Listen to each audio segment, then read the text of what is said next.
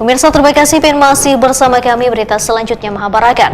Hingga triwulan 3 tahun 2025, Bank Kalsel mencatatkan rekor baru dengan total aset mencapai 35,36 triliun rupiah, tertinggi sepanjang sejarah. Kinerja keuangan Bank Kalsel tumbuh luar biasa di berbagai lini. Aset bank meningkat 32,62% year on year, sementara laba bersih melonjak 31,96% menjadi 399,37 miliar rupiah.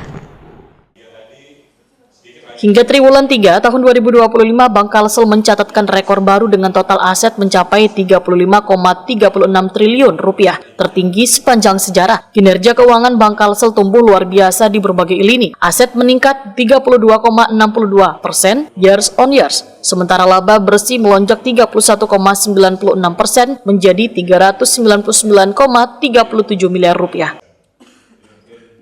Selain pertumbuhan aset dan laba, dana pihak ketiga Bank Kalsel juga meningkat signifikan hingga mencapai 28,35 triliun rupiah, naik 38,61% years on years. Komposisinya terdiri dari giro 13,95 triliun rupiah, tabungan 5,59 triliun rupiah, uang deposito 8,81 triliun rupiah. Pencapaian membanggakan ini diungkapkan Kepala Divisi Perencanaan Wan Kinerja Bank Kalsel, Dedi Setiawan, dalam kegiatan media gathering bertema Media sebagai Katalis Demokrasi, Penangkal Disinformasi, Wan Penjaga Transparansi di GeForce Hotel Legian Bali, jelang tengah hari Kamis 16 Oktober 2025. Setelah modalnya ke Bank Kalsel. Kemudian untuk rasio Kepala Divisi Perencanaan Wan Kinerja Bank Kalsel, Dedi Setiawan, Wahitakwani Prima TV memadahkan berbagai rasio keuangan utama menunjukkan kondisi yang sangat sehat. Rasio kecukupan modal berada di level aman. Return on equity memberikan hasil optimal. Gasan pemegang saham serta rasio bunga bersih Wan rasio efisiensi tetap stabil. Bank Kalsel juga menyiapkan strategi khusus untuk memperkuat loan to deposit ratio pada periode berikutnya guna mendorong penyaluran kredit yang lebih produktif.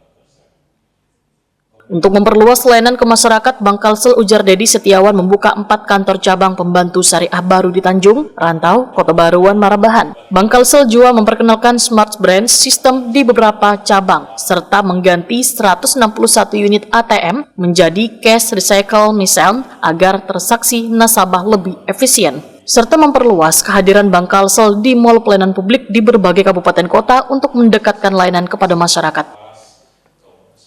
Dedi Setiawan menambahkan Bank Kalsel kini tengah bersiap menjadi bank devisa dengan target operasional resmi pada triwulan 4 2025. Status ini akan memungkinkan Bank Kalsel melayani transaksi valuta asing, transfer internasional, inkaso hingga pembiayaan perdagangan luar negeri.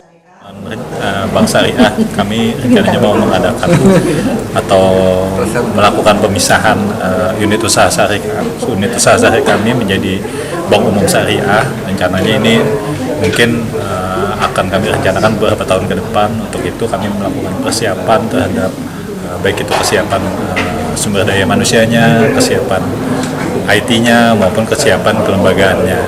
Di tahun depan sesuai dengan peraturan OJK terhitung mulai tanggal 1 Januari 2026 di mana diwajibkan untuk membentuk Dewan Pengawas Syariah. Jadi Dewan Pengawas Syariah ini adalah sebagai lembaga pengawasan terkait mungkin kinerja ataupun operasional dari unit usaha syariah kami.